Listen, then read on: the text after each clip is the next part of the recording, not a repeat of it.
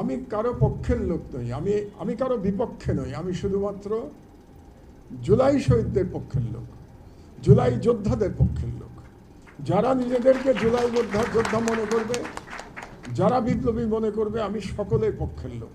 সেটা বিএনপি হতে পারে, সেটা জামাত হতে পারে, সেটা এনসিপি হতে পারে। কারণ জুলাই এই বিপ্লবটা দেখা আমার কাছে স্বপ্নের মতো ছিল। এই যে ফ্যাসিবাদের দোসররা আজকে যে স্পর্ধা দেখাচ্ছে, সেটা কি করে পারলো? বিপ্লবীদের ভুলের জন্য পারলো। এবং প্রথম ভুলটা কি ছিল?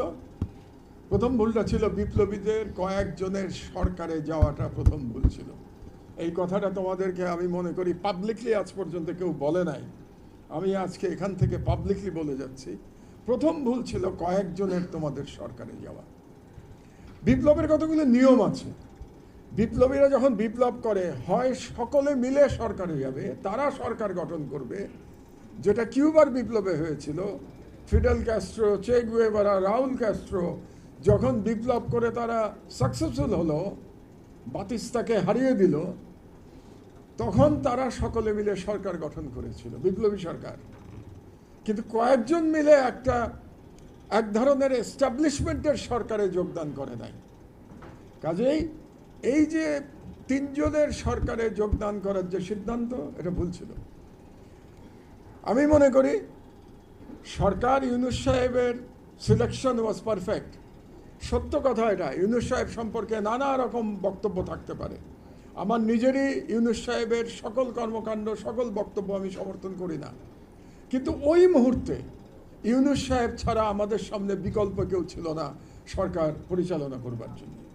এবং সেই হিসেবে তোমাদের বিপ্লবীদের সিলেকশন ওয়াজ পারফেক্টলি রাইট, 100% সঠিক।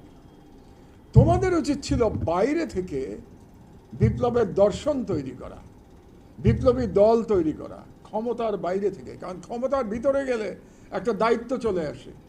ক্ষমতার ভিতরে গেলে সফলতারও যেমন প্রশংসা নিতে হয়, ব্যর্থতার দায় গ্রহণ করতে হয়। আজকে তোমাদেরকে সেই ব্যর্থতার দায় গ্রহণ করতে হচ্ছে। উচিত ছিল সরকারের বাইরে থেকে জুলাই দর্শন, আমরা জুলাই দর্শনের কথা বলি, কিন্তু তোমরা জুলাই দর্শনের বয়ান তৈরি করতে পারো নাই। পার্লামেন্টারি সিস্টেমে অবশ্যই সরকারি দল, বিরোধী দল থাকবে, কিন্তু জুলাই বিপ্লবের ক্ষেত্রে সবার ইউনাইটেড থাকা উচিত ছিল। দুর্ভাগ্যক্রমে এটা হয়ে ওঠে নাই।